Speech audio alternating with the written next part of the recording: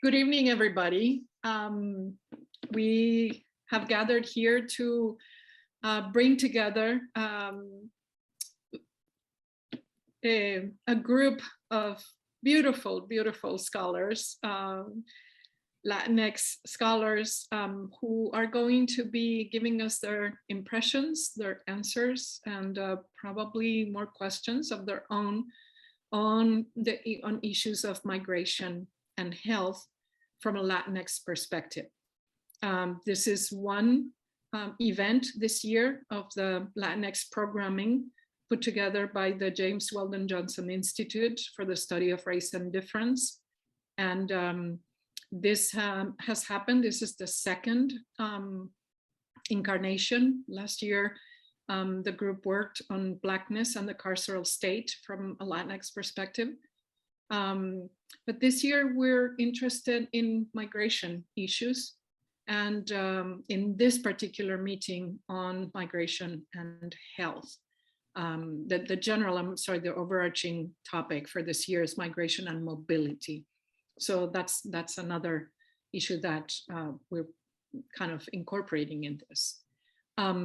We have, as I said, a fabulous panel of folks who work on different disciplines and who are calling in from places as disparate as Tulsa in Oklahoma and Los Angeles in California, Rhode Island, Massachusetts, Arizona, and ourselves here in Atlanta. So welcome everybody, wherever you are.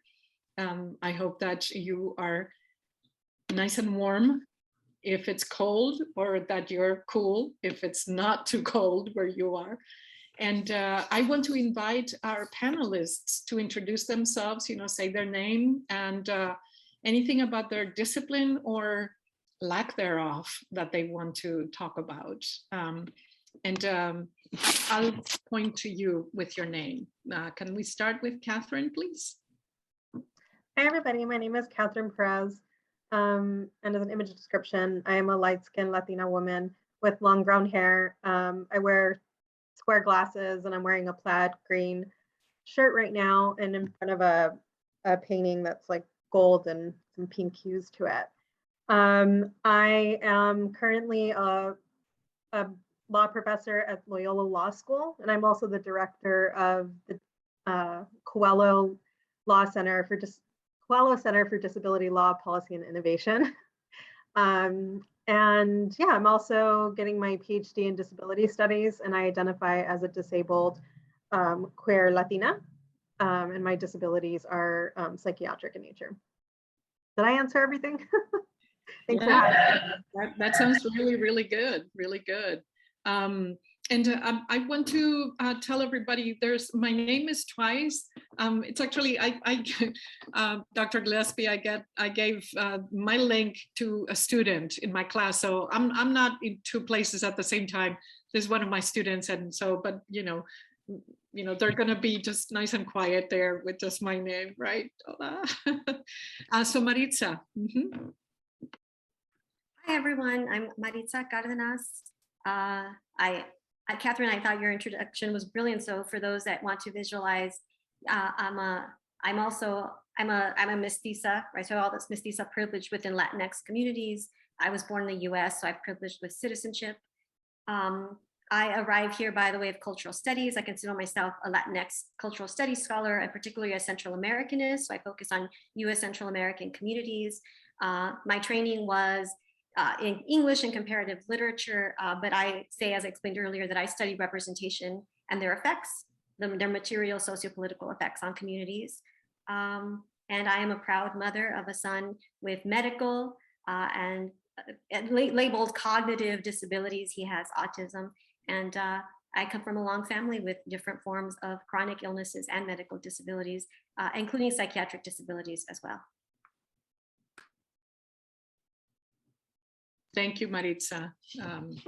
María Elena? Hello, I just wanted to thank everybody who worked on this worked on this program for tonight. I'm very excited to be here. Thank you to Andra and Maria and Rhonda. Thank you to all of you. And I'm María Elena Cepeda. I am professor of Latino Studies at Williams College. I am a specialist in Latina feminist media studies. I do a lot of work in social media, music video. But lately my work, my work has shifted more towards disability studies and sort of the intersection of gender studies, media studies, Latinx studies, and disability studies. I identify as, and I'm sorry I didn't give an image description, here I go. I'm a middle-aged, light-skinned, again, that mestizo privilege, Latina, and I am sitting with a blurry background because the room is a mess, okay? Anyways, I identify as disabled, psychiatric disabilities. And I think one of the things that really excites me about this panel is that it's an opportunity to discuss 3 constants in my life, which are disability, migration, and Latinidad, and gender as well, right? So thank you. That's wonderful. Thank you, María Elena. Alexis? Good evening, everybody. Thank you, the program organizers, for the invitation for me to participate in this panel. I'm also a middle-aged brown male. I'm a Venezuelan citizen. I was born and raised in Venezuela. I was born blind, and I've lived blind all my life. So I'm a scholar and activist. My first degree was in law, and I got a PhD in sociology of law. My current work centers primarily on a subfield that we're calling disability studies in education. So a lot of my work connects to issues of exclusion, both in schooling and non-schooling settings. I just want to really thank you all for the opportunity to discuss these different disciplines and come up with some ideas that will be different and some ideas that will be more consensual in nature. So thank you. Thank you, Alexis. And last but not least, Deborah. Hello, everyone. Thanks so much for having me. I feel so privileged really to be here amongst all these wonderful women and men, and I'm not sure that I necessarily belong, but here we are. My name is Deborah Gonzalez. I will follow the theme. I identify as, again, a white Latina woman. I am privileged to have been born in the US, but I was raised in Brazil, and so I identify as an immigrant, having come to the United States in my teens and having to adjust to life in the US and understanding the difficulties that immigrants go through with family separation and, you know, readjusting to a different life, a different culture in a different country that they're not familiar with. I have long brown curly hair. I wear hoops like, of course, any good Latina does. I wear glasses. And I am presently in the office in my home that has my husband's computer in the background because we share an office. It's a very tiny space. What are you going to do? And I am the director of the Immigration Clinic at Roger Williams University School of Law, and I am a clinical law professor. Wonderful, wonderful. So as you all can see, part of what this panel brings, you know, to the table is precisely a kind of restlessness and also difference, a great degree of difference, you know, backgrounds and perspectives. So I want to start with a question for all of you, and not all of you have to answer this, but you know, right now you may incorporate this at a later point in time. But it's the question that at a very foundational level, you know, to talk about migration and health from a Latinx perspective. What exactly does health mean to you? And what is health for you from a Latinx perspective, different from, I don't know, Colombian perspective or, you know, an African perspective. So if you could say a couple of words about that, a few words. So we have a kind of ground, not all at the same time, please. But do jump in. Yeah, I could start. This is Katherine. Mm-hmm. and I hope other folks will support me here who are studying disability studies, but you know, my understanding of health is really informed through disability studies and a disability rights movement perspective. I also failed to say about my background that I played a very small role in the disability rights movement, the disability justice movement. So I spent about 4 years like in activist spaces when I helped co-found the National Coalition for Latinxes with Disabilities. So, I mean, health could mean, you know, physical health, mental health, environmental health. But in a disability rights and justice context, a lot of folks sort of dispute the binary of health being something that you can cure. You know, so either you're healthy or you're unhealthy. I know in particular, in my case, I identify as having, like I said, psychiatric disabilities, and I take a page from Margaret Price. She wrote Madness in School. I see some folks nodding, so other folks now. And I kind of like how she defined that she doesn't identify as mentally ill, because again, that sort of you know, brings up the dichotomy of well, unwell, or healthy, unhealthy, being able to be cured or not. And then also it ties you to a disability community, to say psychiatric disability, it ties you to the disability rights community. But, you know, and another thing about the disability rights community is there's, you know, they're very much a community with a shared history and culture and pride. There's a disability pride parade, for example, if folks didn't know that. But then there's also been a lot of critique that the disability rights movement has been too white and not representative of people of color. So when I'm in spaces with Latinos with disabilities or Latinxes with disabilities, we kind of critique the disability approach of, you know, of it all being pride and, you know, disputing the healthy, unhealthy, or cure, uncure, because a lot of things that bring the Latinx community to the disability community are oppressive situations in which you know, we don't have similar access to healthcare, you know, inappropriate housing, et cetera. So our approach to health and disability is a little bit different. So I constantly have, you know, I exist in these two spaces a lot, in the disability rights movement and then in Latinx immigration spaces. And it's, you know, and it's kind of confusing because on one end there's like this pride and culture, and the other end it's kind of like, no, it is more of a health approach. It is more, we are coming to the space from a level of oppression. I don't know if I say that right for folks who are nodding. Yeah. I'd like yes, to, Alexis? yeah, I'd like to say something about, and I think this is a tendency that's present in most forms of translatinidades, is the assumption that being disabled makes you somehow unhealthy.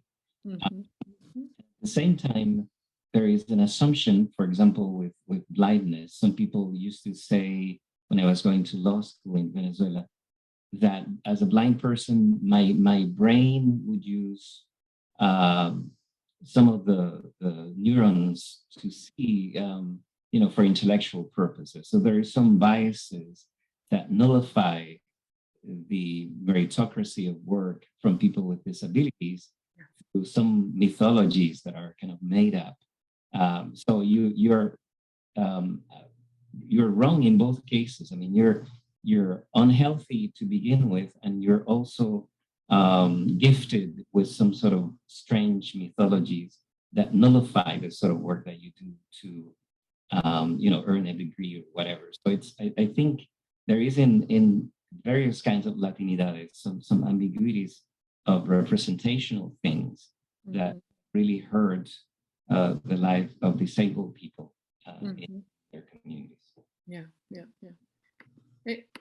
And you know, in terms of this dyad of healthy, unhealthy, it seems to me that there could be an understanding that in migrating, you know, Latinx peoples would be debilitated, which, you know, many are, given the distance, given the conditions, given the inhumanity and of events that they have to go through.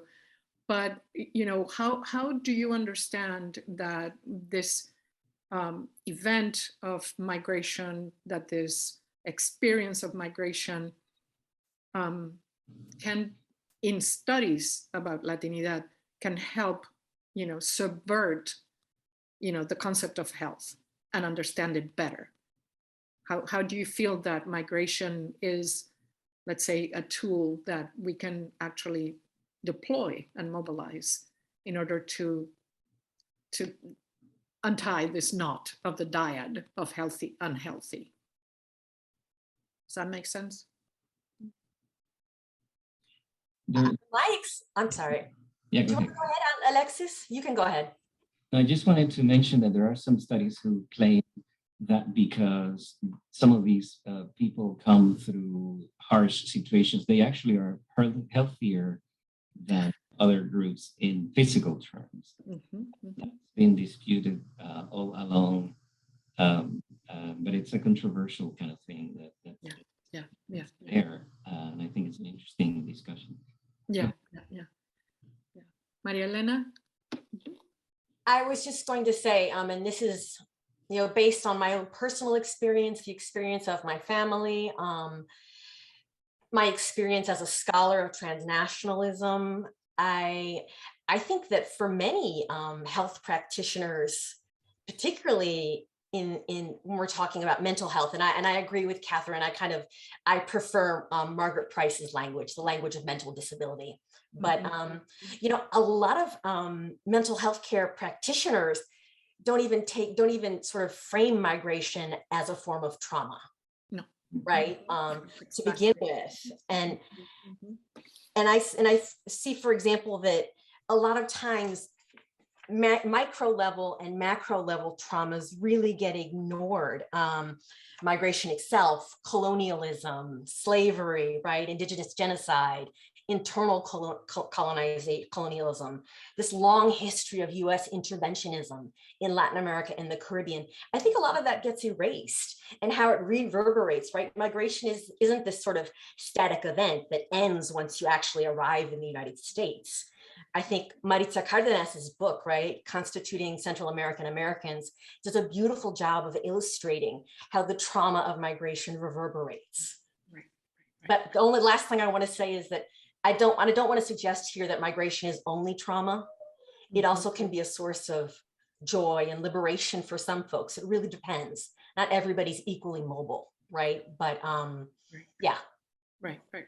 And there we have also the diversity within Latinidad, and why Latinidad as a concept can become a kind of inflictor of trauma itself. The expectations of, someone who identifies as a Puerto Rican originally are very different in migrating. And, I was going to go down memory lane, and I should not do that, because then we derail the conversation. But I feel, Alexis, I'm very interested, because you have been trained as a sociologist and as to think in legal terms as well.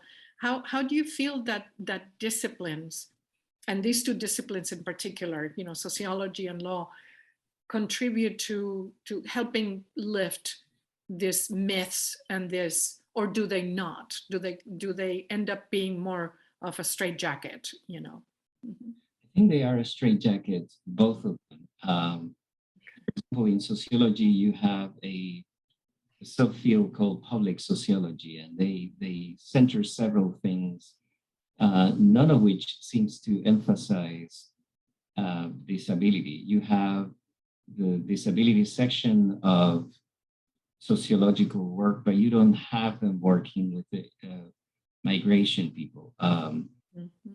The ASA president currently is somebody who does a lot of work on migration from Central America and fractured migration things. But again, disability seems to be absent from the way these things are framed.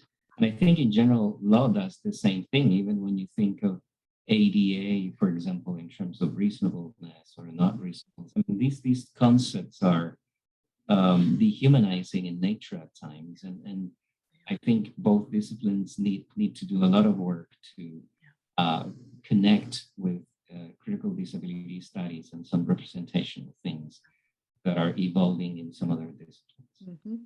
Definitely. And I think, I mean, I want to venture, to speculate here a moment and say that that happens in most disciplines.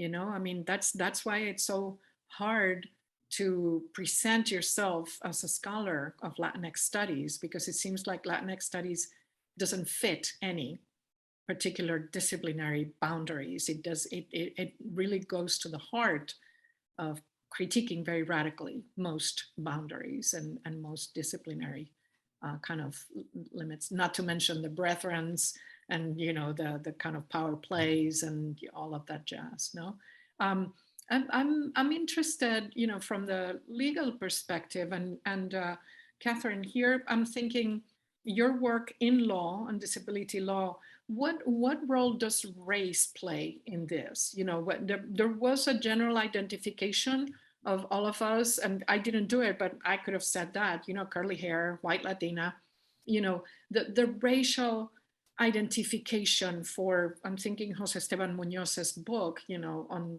becoming brown, on being brown, and this kind of deconstruction of brownness. What does it mean to be brown? What is this?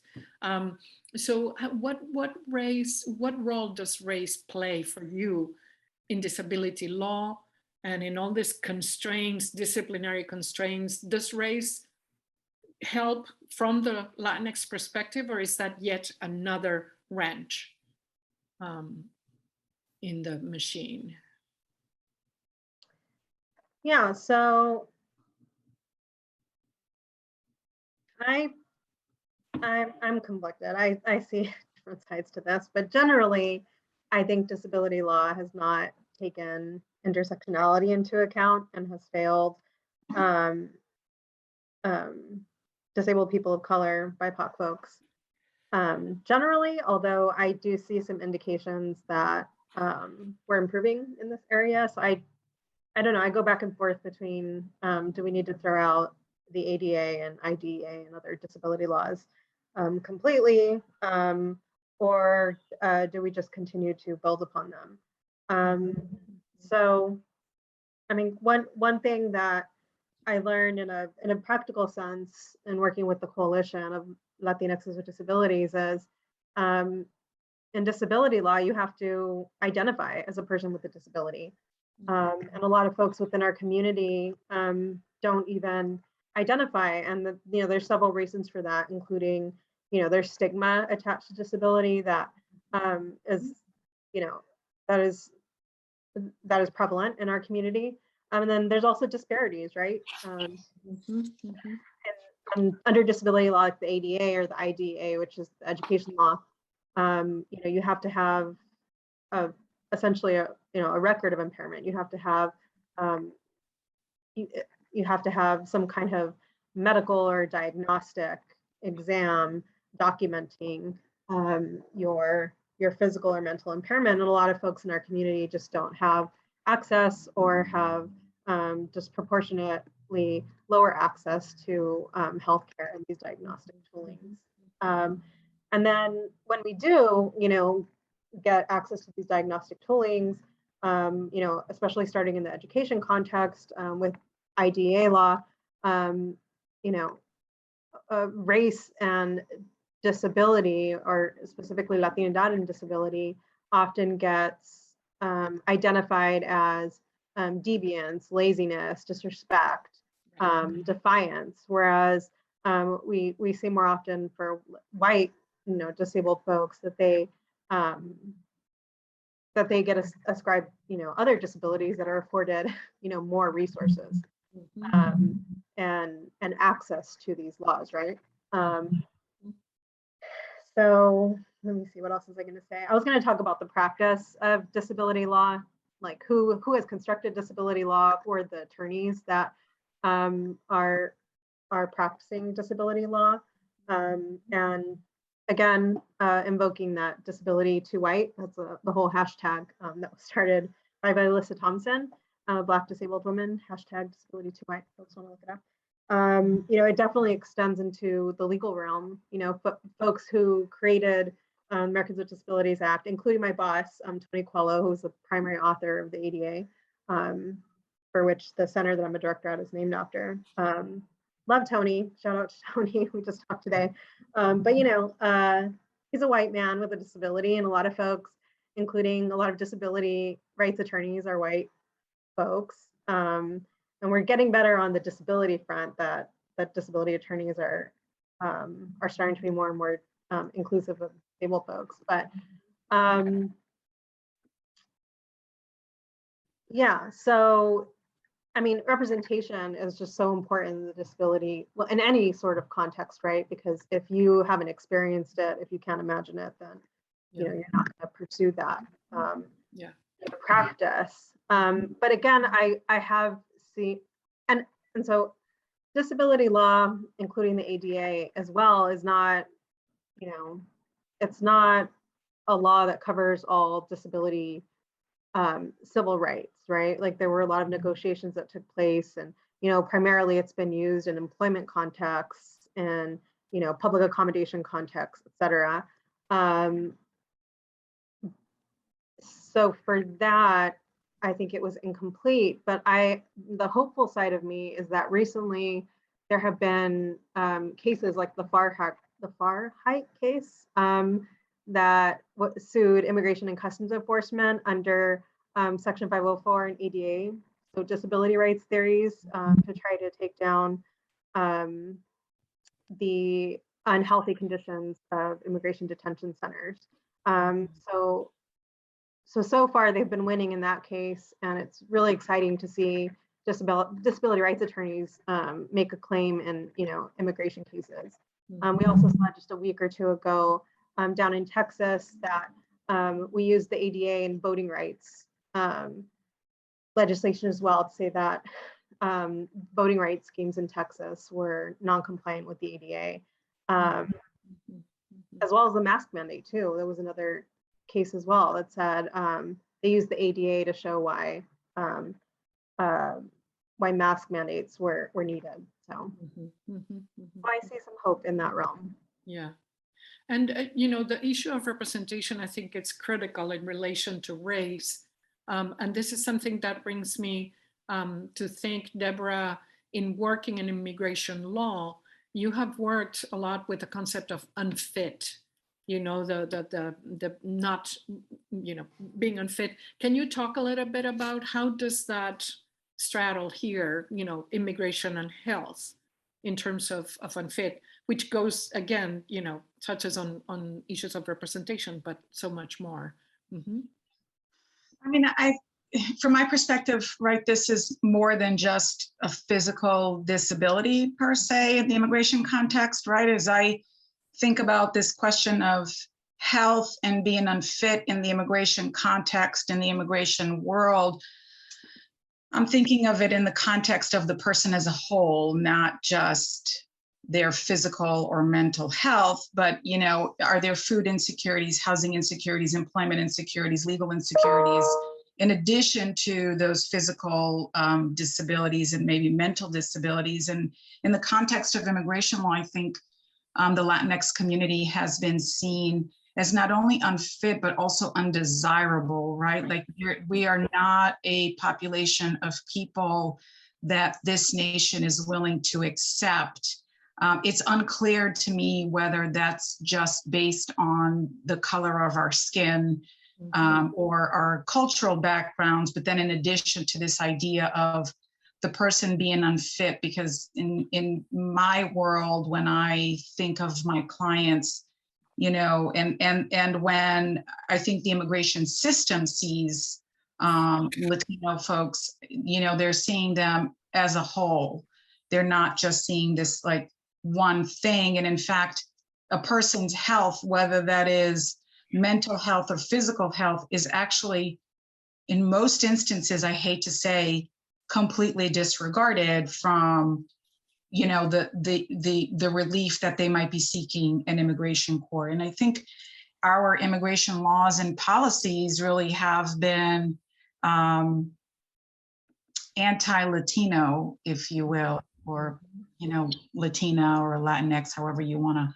And I think we saw that very clearly, very openly under the Trump administration when he was, you know, trying to change public charge regulations where many of our Latino population are seeking benefits like SNAP or WIC for the benefit of their kids and unable to obtain those benefits as a result of the policies because Latinos were viewed as the undesirables of the world, right? Because we're lazy, because we look brown, because we don't have an education, because we're poor, for whatever reason it was. And I think from the perspective of an immigration practitioner and the immigration system, if you will, you know, the view that a Latino person is unfit doesn't equate only to their health, but just where do they come from? So for example, my Latino clients from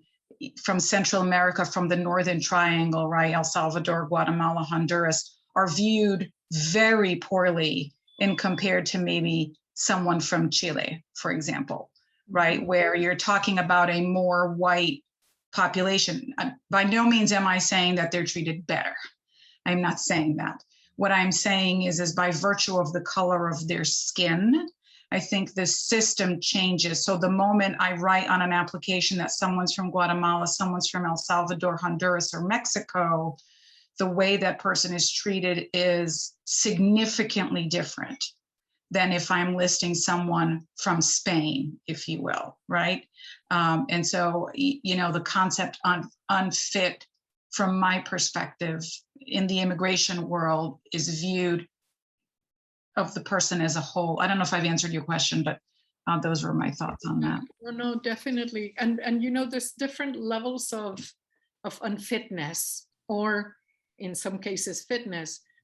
We haven't touched upon the economic aspect, but definitely, you know, it's just in any, you know, medical system probably in the world, you know, if there's money around, then yeah, things work and, you know, the cure happens. But what if the cure is not the issue, but health? And that's what we're trying to tease out here, no? That fitness, no? You know, I think if I may just add one more thing is the idea that, you know, the immigrant population coming into the United States does not have access to health. Exactly. There is no access to mental health or anything. Yeah, maybe there's a free clinic that will provide some sort of services. Maybe there's a pro bono psychologist who will see somebody who's suffering from the trauma of the trip or just the trauma of the violence that they experienced in their home country. But the idea that an immigrant or a Latino person has the ability or even access to these, to the health care that they need is in and of itself problematic, in addition to the stigma that goes along with needing to seek those benefits. Yeah. Can I add something on that? Yes, Alexis. Some rehabilitation services in most states also make it impossible for undocumented people and a lot of documented people who have non-immigrant visas, like student visas or some other kinds of visas. They cannot access rehabilitation services as people with disabilities. So you have a combined exclusionary set of things that play. Yeah, definitely. Maritza and María Elena, you both have worked, you know, on health, disability, trauma from the part of culture and the arts. There's, of course, you know, this dimension of arts as cathartic, you know, the cure, the ultimate cure, catharsis. What have you found that as scholars, you find that you have to disagree or not? And how is it that you find disagreement even within scholars of the same discipline, you know, that where you've had to intervene and say, no, wait a moment, we have to think about health differently, or trauma or disability? This is Maritza speaking, if you're hearing it. So I want to go back to just the question of Latinx and that health perspective, because it was touched upon, but I want to say that for my family, who are Central American immigrants, we view health and wellness with It connotes privilege, whiteness, a type of access not afforded to everybody. It feels profoundly disingenuous and neoliberal, right? I mean, we grew up by railroads across the street from a chop shop. My mom worked, you know, a single mother, and I had to have microwave burritos and top ramen, probably the worst foods, you know. And so this idea of health and wellness as a category that somehow we're all responsible for without actually providing the means to do it is infuriating, because then you get blamed for it, right? Then you're back to being the unfit. And then you're, for immigrants, right, they're the public charge, right? This debate about public charge, which we can't take on the burden of them. They're going to take our resources, right? And it's also, it affects migrants not wanting to ask for resources for fear that they will be denied or found. So, you know, health and wellness to me, it just feels, it connotes whiteness, it's racialized, it's inaccessible, and it feels highly neoliberal. So when it comes to cultural context and representation, right? So I'm not a sociologist or a legal expert. I do know ADA, IDA, 504 and all that because of, as a mother of a son with disabilities, and I have to fight for his like legal rights, which are constantly being undermined in every context that I encounter. And later on, my own or for my families. You know, I think for me, it's in thinking of Latinx perspective and the question of migration, I've been saying this to my own Central American Studies scholars, but migration studies is a disability studies issue for the reasons that you guys have outlined already. I mean, and I'm thinking about Central Americans in particular, and we can talk about the different numbers, but like, you know, there's pre-disabilities happening. And I think when we study these communities, it will expand our understanding of disability, which I would say the field has been very, very white, right? And it's been also very corporeal, like about like, you know, physical disability. So while those do happen for Central American migrants because of La Bestia, because of different sort of maimings and violence through the migrant trail of Mexico, surviving wars, you know, so we have different sort of what Nirmela Herveles calls the violence of imperialism, right? As a cause of disability, or if you think of Jasvier Puar's concept of debility, where you don't quite die, it's not necropolitical, but it's just leaving certain communities maimed, right? And so for me, I see that with Central American communities and migrants in particular. Latinx Studies has done a wonderful job. And again, I'm not a sociologist, you know, like, so there's the medical community, there's the legal scholars, and I study representations. So you've had like, you know, good work from Susan Bost and Laura Halperin and Julian Minich's work, but I do think that those are the exceptions and not the rule. I don't really see disability at the forefront or foregrounded, and that doesn't make a lot of sense to me. And I will admit that my own work has been ableist for most of these years, right? It took my own personal, like everything else, right? Theorizing from personal experience to really get involved in that. But I would say, like, we think about poor communities, environmental racism, we think of like Flint and chemical pesticides that migrant workers are dealing with. Disability is a Latinx studies issue. It should not be the exception in the rule. And I think, and I can answer this later on Q&A, right? One of the pet peeves for me is also the few models that we do have on representation is very much guided by Mexican-American narrative experiences or experiences in general. So what you all alluded to, the Latino paradox, that some migrants are healthier, right? That all comes from data from Mexican migrants. Because if you would have studied Central American migrants, that paradox does not hold up. It just doesn't, it can't. Right. So I think it's those are the conversations that need to happen that aren't happening, that I hope I can push forward and encourage people to make those happen more.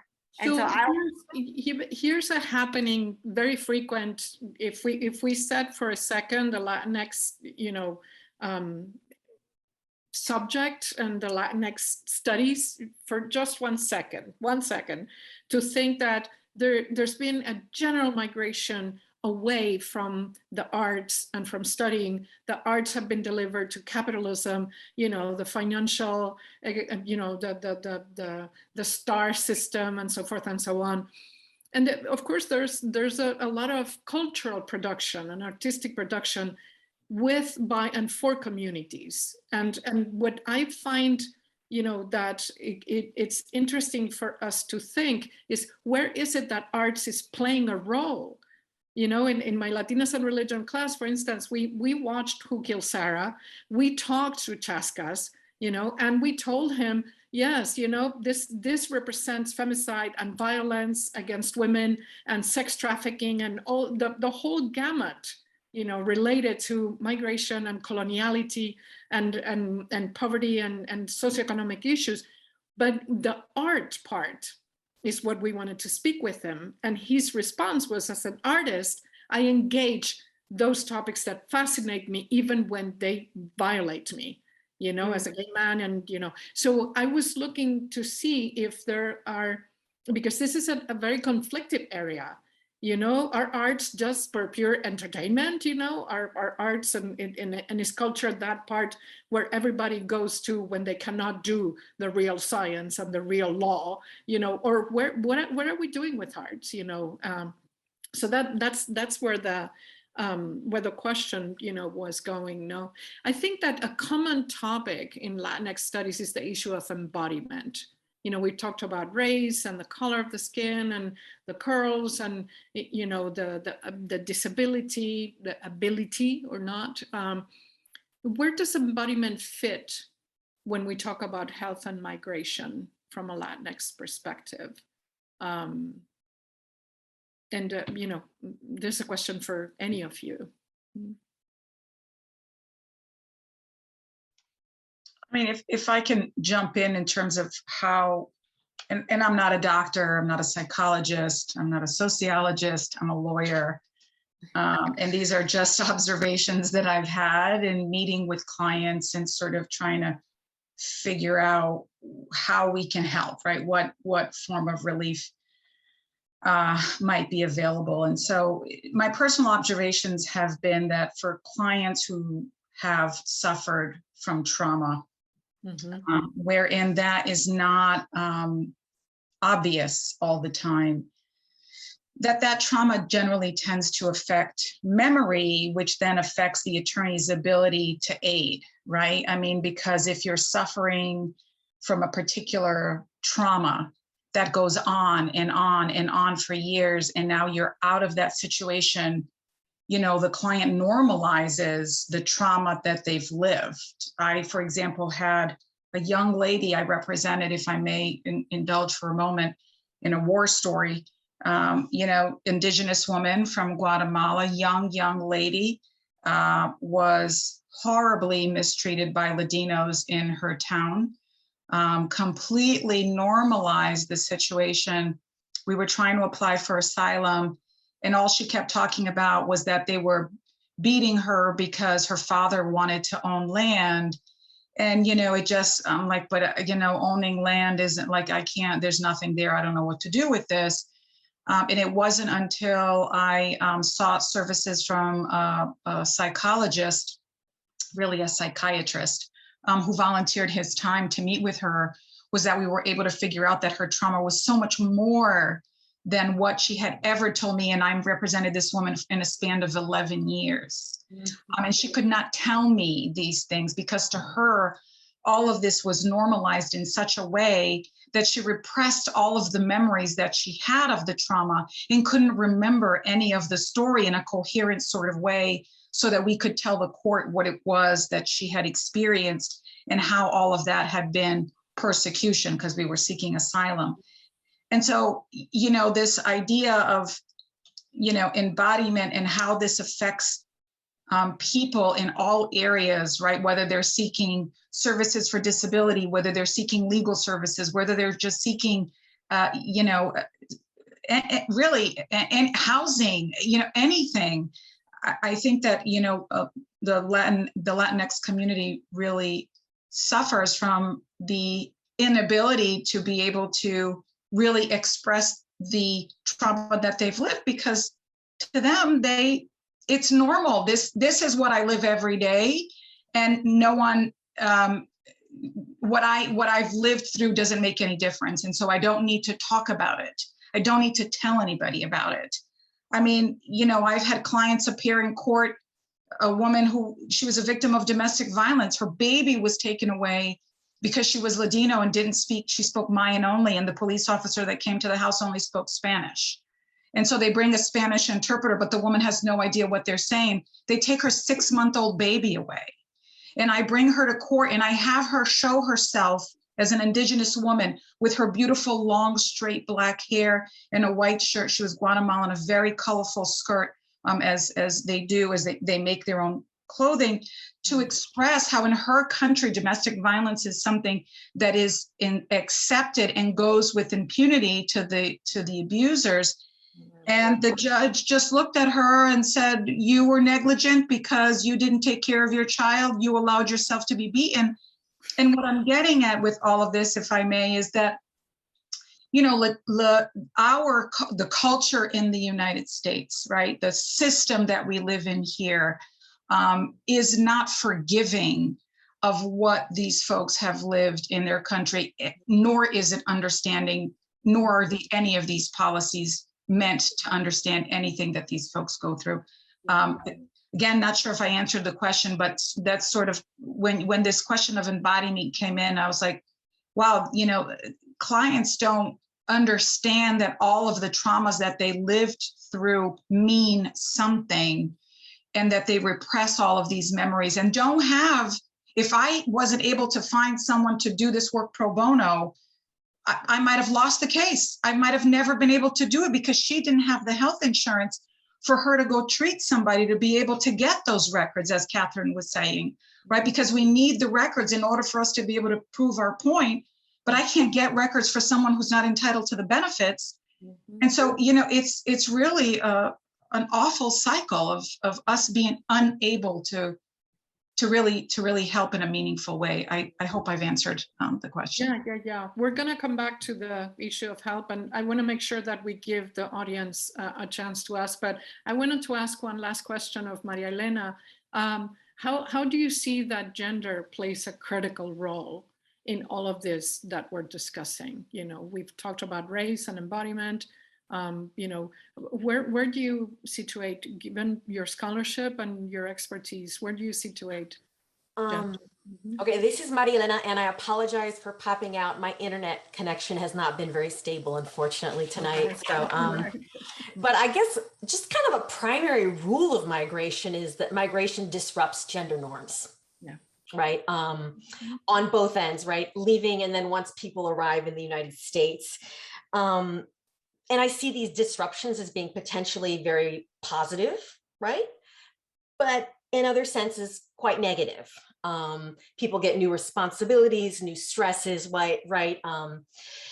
Families are separated, people are performing roles, perhaps taking on tasks that were gendered before, but they're doing tasks that they didn't previously do, right? Things shift, like I'm saying. And we really, I think gender comes in here because we have this real tendency to conceptualize migrants in very particular terms. When we think about migrants, we think male, single, heterosexual, you know, traveling unaccompanied, coming to the United States temporarily and returning. That's not the reality of it, right? But our laws and our policies and even our scholarship is so heteronormative, right, around migration. So I think that's just one thing I'd like to call people's attention to. And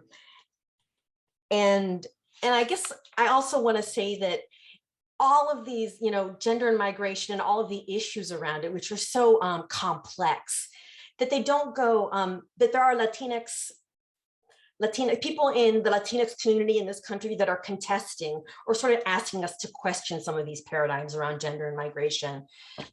Just a shout out to the podcast, Radio Locatora out of Los Angeles, which does an amazing job. The two hosts and their guests, Diosa Fem and Mala Munoz, they have a wonderful podcast, and they really talk about issues of Latinx mental wellness, mental disability, very openly, right? So I see there's pushback, but there's a lot of room for scholarly intervention still. Right? Cool, very, very cool, thank you. So I think we can open up, and there is a question for Dr. Padilla. One of the participants says that they're curious about any tactics or reform that you believe will be effective in equalizing meritocracy processes when it comes to disabled individuals. I think a fundamental tactic or I would probably just call it organizing approach, is to involve our communities from below. I mean, a lot of the work is, and it's quite limited to begin with, among Latinx folks with disabilities. It tends to be, through organizations, through entities, people who know the law a little bit. But I think we need to do more bottom-up work with families. For example, there's families who have their aging grandpa who's losing sight or who's not hearing well, and they know it's undocumented. They don't have access to any medical services, etc. For a lot of those families, those aging folks tend to be burdens, and it creates a lot of friction. It tends to affect the core familiar ties that they bring with them when they came from the regions. Perhaps this grandpa has worked years and years and has fed many of them, but now they're feeling it's a burden. I think a lot of that open conversation needs to happen at the bottom level. We need to have more. There's a colleague of mine in New Mexico who is already deceased, but he used this concept of resolana, which is a sort of a dialogical space for people to bring up many kinds of issues. Whatever you call it, this dialogical porch work, whatever grassroots dialogue that needs to happen. I think being open, confronting issues of disabilities, calling them by their names, being really honest about how we as Latinx communities are dealing with these things, because a lot of these things are not going to be solved by legal means. We have to start by raising awareness and creating a sense of consciousness. I think that's the starting point. Can I add, this is Katherine. Can I add something? Yes. I agree with everything Alexis said, but on the legal policy front, I've had a little bit of experience in cross-coalitional efforts between immigration advocacy and disability rights advocacy groups. And I think we need to continue to blend the two. During the Trump administration's public charge proposal, there was a lot of great coalitional work from immigration communities or immigration organizations who were trying to defeat the public charge rule. And my organization joined a lot of those coalitional work, and we were privileged to bring on like a bunch of other disability rights organizations. And just from my experience, again, I think not only the immigration side, but the disability side as well. I critique both sides, but have a lot of work to do to understand each other. And I think that as they were forming their arguments against public charge or their critiques and analysis of these immigration laws, even beyond public charge, that they understand disability a lot better, and that they make sure that they're including disability perspective and disability arguments in what they're asking for. So that just has to do with public charge, but I did a little bit of work too when, again, the Trump administration was trying to get rid of DACA. And I talked to a lot of disabled folks, well, not a lot, I interviewed 7 disabled documented folks who either had gotten DACA or were unable to get DACA. And there were like a host of issues, because of, and through an ableist perspective and an ableist world that we live in, that DACA was either not sufficient or these disabled documented folks were unable to access it. And I don't, I understand the disability side more than the immigration law side. So maybe Deborah or someone who understands the immigration side better. But I know recently DACA, through the Biden administration, left off this like work permit provision, right? Like you don't have to get the work permit in order to be DACA eligible, which was one of the critiques that the folks from the disability side have, in this sort of, I think this is responsive to the question about like meritocracy, that these policies and programs like DACA and DREAM Act, are based on these notions of, well, you have to, have completed high school, you have to have a work permit, you have to be able to work, right? And for a lot of folks in the disability community, those things are not, there's obstacles to getting those things. Yeah, for sure. Yeah. Members of the audience, if you want to type your question, I cannot see if you raise your hand. So if you want to type your question or speak up, Dr. Gillespie, if they speak up, can we hear them?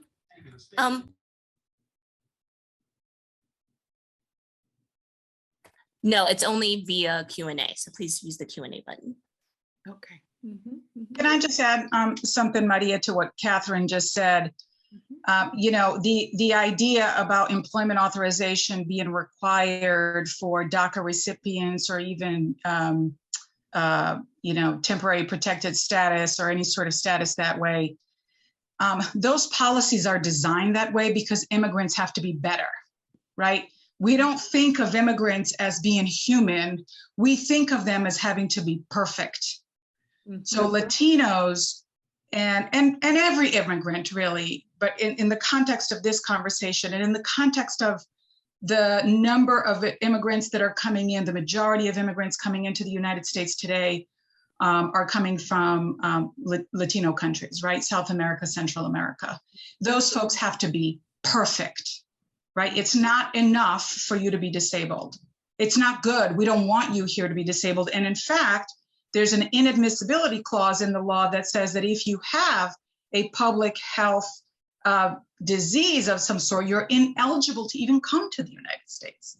So these policies are not designed to include into the fabric of this country people who have disabilities. They're not designed for that. Mm-hmm. And I say that in a very sarcastic way because I really, I feel very angry about that. We're supposed to be inclusive and yet we're not. And so I just wanted to add that, right? That immigrants have to be perfect. You have to be healthy, you have to have educated, you have to speak English, you have to read and write, you have to never committed a crime. And yet immigrants, US citizens that live here commit crimes all the time. Nobody's deporting them.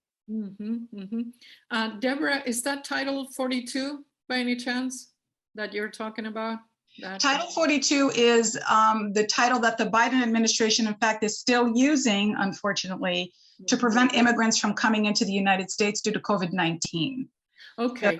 So the migration, what they call, I love this name, migration protection policy, because we're protecting immigrants like we're not. Because what we're doing is we're sending them to really crappy areas in Mexico at the southern border. And I'm sorry, I get really angry about this topic. Yeah, like it's bananas. Yeah.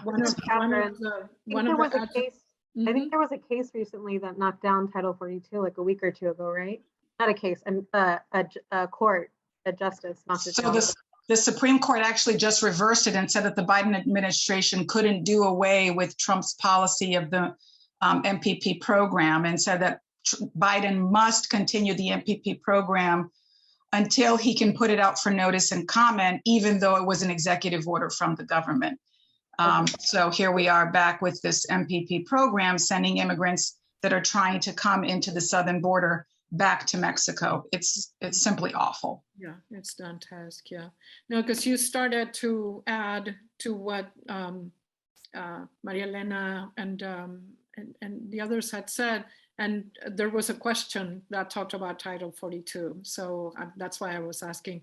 But let me just read the full question in case you want to add something. I'm curious about your thoughts, and this is a question for everyone, but Deborah, since you started to talk about that as the question came in, your thoughts on the inseparable link between health, public health policy, race and border security enforcement. Example, Title 42. From a historical standpoint, this is not the first time the US has deployed health or wellness as a site of power or control. Do you want to add something to that? Sorry, I was muted. I don't know that there's much more to add than what I've already said. I mean, I do think that immigration policies in and of themselves are not conducive to people with disabilities, right? And to public health issues. Now, you know, maybe when COVID was more prevalent, and I'm not suggesting that we're out of the pandemic because I want to be respectful, but, you know, I think there are vaccines now, and I think that this administration, the Biden administration, could be doing something different, like testing, you know, the folks that are coming in at the southern border.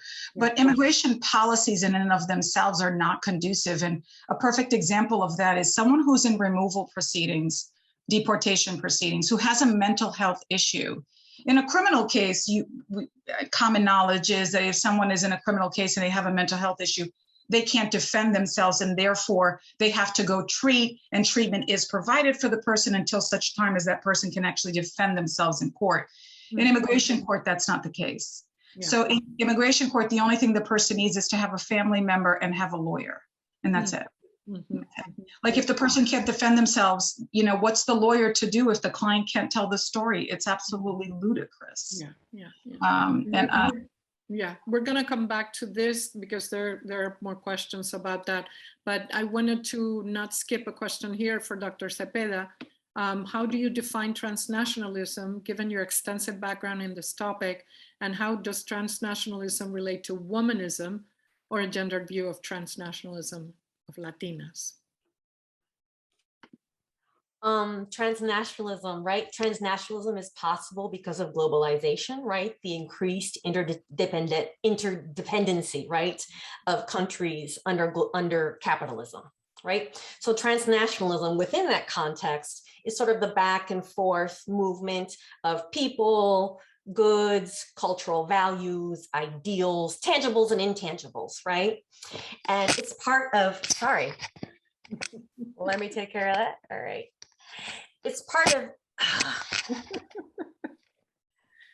Zoom life. Okay. Yeah. So part of migration, right, is the intangibles and the invisibles that people carry with them, right? So I'm very interested in that here within the context of this discussion. But I would really recommend that the person who asked this question really look into transnational feminisms as a framework for thinking through some of the issues perhaps that interest them. Scholars in Latinx studies, we've known for a very long time that migration is a gendered process. Gender and sexuality figure very heavily, not just race, right, into migration. So I would really recommend, you know, looking at some of that scholarship because there's plenty of it that look at gender, but as a critique of that scholarship, I would say that a lot of it is very heteronormative. And functions, right? It makes certain assumptions, I think sometimes, right? But again, there's work out there that can test that vision. I'd like to add something that connects this question and the previous question, which is within globalization, we have a global North and a global South, and there are power disparities create dynamics that facilitate things like Title 42 and the inadmissibility clause in Canada, or you know, European Union policies that are quite similar. It's the issue of global North powers knowing that they have, as they say in Venezuela, la sartén por el mango, they have the power. They control the migration process. And they have these slaves that are coming for free to work, these underwage, whatever they can get, because it's better than what they could make in their own country. So there is a new slavery system that transnationalism makes possible. And of course, that gets intersectionalized with issues of gender and issues of disability and issues of class and education, like the example of Chile versus Central American migrants and that kind of thing. So it's a pretty, it's a hierarchical picture that we cannot lose in terms of how transnationalism really operates. Yeah.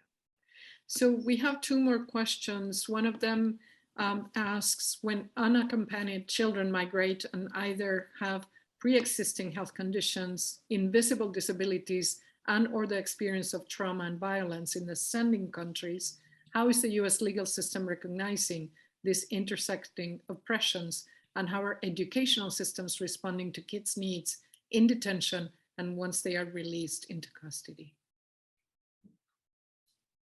Big question. So you can start kind of going by parts, no? So I guess I'll start with the unaccompanied child. And I think that was part of the question, the unaccompanied child coming in that has disabilities that are either visible or invisible. Mm-hmm. The short answer is they're not accounted for, right? ICE does not care is the short answer.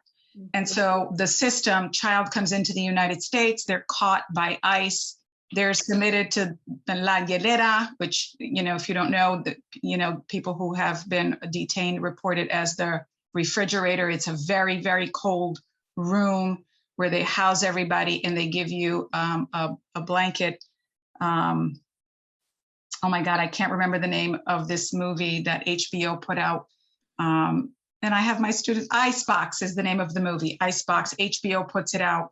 It's a clear depiction of what is going on at the southern border to minor children who are coming in accompanied. That child in the movie, by the way, is not disabled in any way, except for the trauma that he had experienced. And it shows you exactly how the system treats children. So I highly recommend that. But children come in, they're held in La Hielera I was going to start speaking Spanish for 3 days. And then they're taken to the Office of Refugee Resettlement under the Department of Health and Human Services. And there they are tested, right? They are given education. There's a medical doctor that treats them, but only for the period of time that they're there. So once the child is released to whatever family or friend that is inside of the United States, that's it. Like the government washes their hands of the child and services are no longer provided. In fact, in Rhode Island, the Department of Children and Family Services here will not take a child who is unaccompanied and is here in the United States alone to give them services. They will not if the child is in a safe home environment. So whether that child has disabilities or not, it's up to the family that is hosting the child to take care of those disabilities and find someone who's going to provide for the treatment. I have a child now who suffered severe burns in Cape Verde, mom completely abandoned. The caregiver now is just some woman who sits on a board at Shriners, and they've been providing him services. By luck, this child is getting services. He's 5. Immigration could care less. So the short answer, as Deborah was saying, is they're not. They're not being legally recognized. And I'm glad that this question also emphasizes invisible disabilities, right? Because that can lead us to mental illness and trauma. And I think the cultural context part here is super important. I mean, in studying Central American communities and Salvadoran communities, right? Like if you think about PTSD and how the common treatment protocols are is therapy, the talking cure, which is not curative, right? But talking. Well, but we had Central Americans where the political context made it impossible, especially during war, to talk about their trauma. And it's not just a matter of repression, like literally it was that if you talked about the violence that you experienced, you put your family in political jeopardy, right? So I think for me, it's important to disentangle or more understand the local, national, political specificities. And this goes back to the training of Latinx Studies for each different community. So that you're having, if it's unaccompanied minors from Central America, which could be different from Mexico, which could be different from Chile, right? They're coming out from a different sort of genealogy of trauma and repression that is not just linked to like mental health, but political things. You have people studying how Salvadoran Americans have to find their cultural identity in alternative ways because their parents just won't talk about it. And they won't talk about it, not just because of the trauma, because literally to identify any of those markers. And this goes back to Deborah, but like, how do you do these asylum cases, right? How do you do asylum cases when you're taught not to talk about it, when your life is at stake, and when so much of it is rooted in proof, right? And where people's memories are questioned, right? When people's brains are sort of questioned. And so, yeah, and students, so students arrive or they get into the educational system, and we know that we know this just from like ethnic studies work, right? That students of color are disproportionately put in special ed, to not give the same level of educational quality, but at the same time, not given the resources of support. So I think this is kind of what I think Deborah is sort of alluding to, but again, as someone who studies a particular community, you have to think about like the specific particular national political context of where these migrants are sort of coming from. And the question earlier about, Title 42, before Title 42, it was the 1891 Immigration Act, the national body politic, and the way immigrants are viewing as polluting it and making unhealthy is ongoing. It's part of eugenicist movements. It's constantly reinventing ourselves. Title 42 is just the latest manifestation of that. And if you think about the discourse and language that was talked in 2014 about unaccompanied children, right? They were often not talked about as children, especially if you watch Fox News. They were disease carriers. What are the diseases that they're bringing us, right? It's always about these unhealthy, right? So children aren't even given the category of children in certain discourses framed about immigration, right? That's again reserved for whiteness, for a different kind of, like you said, ideal immigrant, right? So health is an ideal social construct, right? Not available. Right.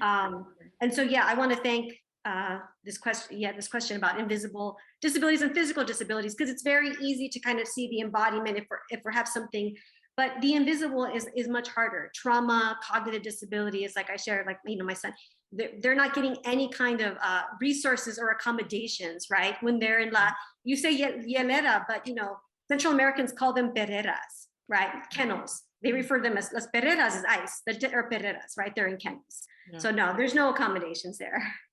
Yeah. So the next question, which I think it goes to the kind of hope part, if there is any, is there a way to work to change the definition of desirable for immigrants? I think it has many different perspectives here, but if you would like to. This is María Elena. I really think that is going to require a fundamental rethinking of the category American. Yeah. At the end of the day. And we're not there. We're, Yeah. There is a notion that I use that I think is important to raise here, the idea of intersectional agency. I think we as communities need to raise a sense of agency of our own. And it has to be an agency that goes beyond disability and trans Latinidades, all the different kinds of Latinidades, involving gender, involving queerness, and all these different dimensions. I think we have to do a lot of that work so that the reassertion of what being American means, or being a citizen means, and a lot of these things start being questioned, not just by scholars, but also by communities, by coalitional groups that are able to mobilize votes and put some political pressure on institutions and start changing things. It may take some time, but I think it has to start a basic sense of intersectional agency in the communities ourselves, in terms of grassroots understandings of who we are and what's the sense of desirability that we bring in, and the assets that we bring in, and that thing. And I think you answered with that. You began to answer, Alexis, one of the questions that I had thought for this forum, which is, given the state of patent bankruptcy, moral, fiscal, medical, that so many institutions, both in the US and in the world, are facing, given this, Latinx communities are working on resisting those, so this goes to the heart of this desirability question as well, no? So if the system is not working, the resistance, the Latinx communities are resisting with grassroots, initiatives, and with other ways to redefine health, from within the communities, it seems to me. But there's a lot of work pending, and there's a lot to be done, I think, in education and in legal reform, changing cultures and so forth and so on, no? So I think I don't see any other questions in the chat.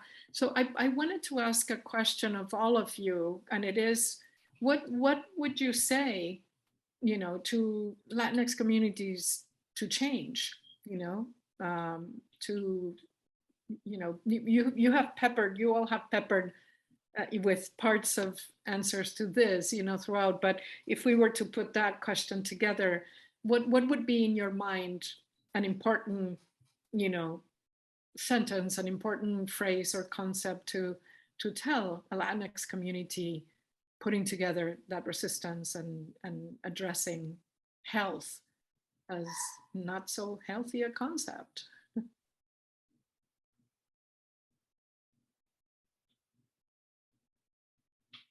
I know it seems a very, you know, almost a kind of self-defeating question, because all your work is saying that. So am I asking you to say all your work, but just, you know, choosing a concept that you would say? That's where I'm trying to. I think, yeah, go ahead. No, Alexis, please. I just wanted to emphasize that our communities are all very different. I think I had mentioned before that I have experienced two very different Latinx communities. One where there is a lot of fragmentation, one where there, even having fragmentation, there's been at least some movement within the structure of things, and especially being a majoritarian sort of in terms of numbers group, you sort of start impacting policies and doing some things that maybe couldn't happen in other places. So I think in terms of change, we need to have a situated sense of emancipation, that each of the communities, based on their context, tackles specific goals that are realistic for them. I think for the fragmented community, a first step has to be avoiding a lot of the sort of caciquismo that, you know, a lot of people who become quote unquote the leaders, the gatekeepers as individuals, and prevent a galvanization of movement building and that sort of stuff. And in the other case, to be much more effective, if you're a majority minority quote unquote state, what sort of things do you do with that as a Latinx community, and how you mobilize better and impact policies. So I think it changes, and those are two extremes. I think there are many layers in the spectrum that you guys could probably talk about.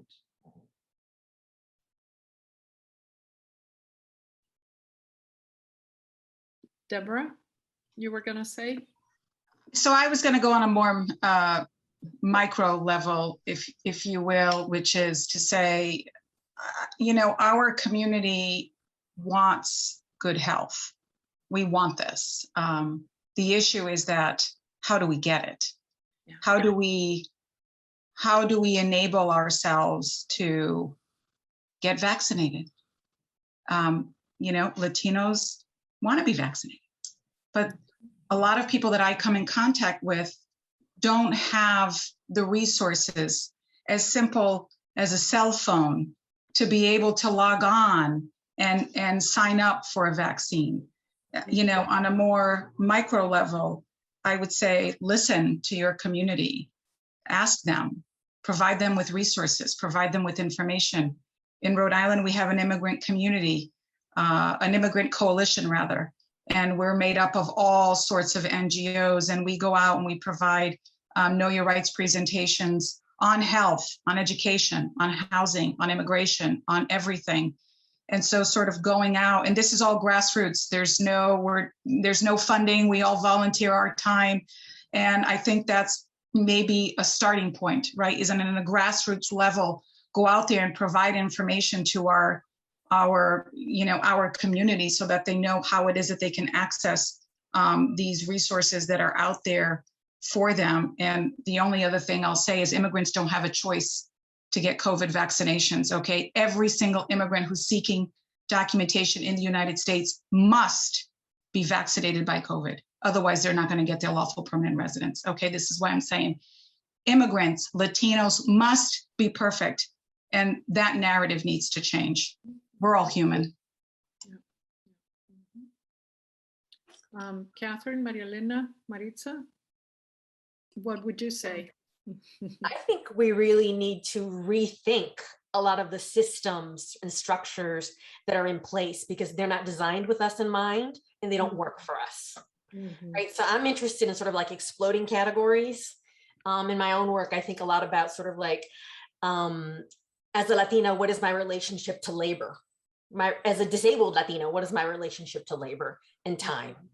Right. And I think these are fundamental things we need to be thinking about, right? So yeah, it's all about exploding categories, rethinking paradigms, and also paying attention to the fact that I keep on hearing people talking about documentation. And when you don't have documentation, you don't have this recorded, you don't have that. I mean, that's another form of social control and disciplining, right? That we need to be aware of. And so, yeah, just thinking about like, why, what are these structures? What are they for? Who do they benefit, right? And I guess not being afraid to imagine something very different for ourselves and to put it in place. I would add to what Maria is saying is I think immigrant communities or migrant communities are the ones that I'm acquainted to, again, coming mostly from Central America, in Los Angeles because I'm not different. They're already establishing their own networks. They knew a long time ago they were not going to get any kind of structural support from the US. And this is how they cultivated their own identity politics. This is how they created their own clinics based on their own. So, I mean, I think we need to also acknowledge that work is already happening. I don't want to be like this academic, like, let's give the community suggestions. The community is already theorizing from that experience and making that happen. So like, I feel for me, like it's not in my, it's beyond my pay grade. It's not, I got to stay in my lane there because they've already found alternatives to the system. And it's part of like, you know, what they say in Latinos, like being trucho, being savvy, right? How to navigate those kinds of moves. So I want to acknowledge that kind of like intellectual political work that our communities do that maybe isn't recognized in a scholarly kind of way. And then kind of pivot more to what I think Latinx studies scholars or scholars, you know, sort of the things that we need to do and sort of address. One is like to just think things critically, like what does it mean to have, you know, like Ansel Dua's borderlands and theories of the border and think of it as an open wound, right? Mother Earth as a hemophiliac. What does it mean to have a whole sort of field constantly, you know, using disability tropes, but having disabled subjects absent from those conversations? I'm thinking of Antonio Viega's essay about Latinx, which includes an autistic man named Jose, but it's never about Jose at all. So I'm just, you know, reading these things, I'm like, even in the Latinx, which is supposed to be that sort of temporary placeholder to be inclusive, here we have the subalternity of disabled Latino subjects that keep going on. And so I really just want us as a field, again, because I want to acknowledge that the community work is already doing that. But the field of Latinx studies isn't really engaging in that kind of modality. It's talking about disability, but it's not narratives by and from. And so I really would like to see more of that. If there's changing our conceptual tools, again, what does it mean to have these concepts like borderlands framed, linked to disability without embodied disability subjects at the table in that discussion? Katherine? And I would just say, we need more folks from the Latinx community and really all communities of color to join disability spaces and disability law, disability grassroots, disability rights movement, disability academia, because we're still a fairly new like academic area, legal area, and as it develops, you know, we need folks of color, especially Latinx folks, to inform how we move forward. And then also too, for folks, just Latinx folks to understand what we've done within the disability rights movement and disability rights laws and how to use them as tools to access more resources and services. That's about it. What would be the most urgent change that in your mind should happen in the world of health and migration from a Latinx perspective? Without elaborating terribly, but, you know, just kind of Is it representation? Is it grassroots work on education? Equal access. Uh-huh. Access. Yeah, access. Alexis? I have a problem with the notion of urgency. I'm thinking of urgency with importance. Mm-hmm. Yeah, I think if you think of access in abstract terms, that could be the most urgent and important thing. But you know, when you get into the specifics, you start asking, you know, access to what and why, and so some of these things have to do with, for example, if there is some things which are already happening in the community, how do we get access to that information to begin with, and how to build from that into something else that could be changing structures or so. My feeling is that we need to think simultaneously of urgency and importance, and have again, contexted, a situated sense of what's the urgency for and how each community is supposed to be handling that. Very good, very good. Katherine, Deborah, Maritza?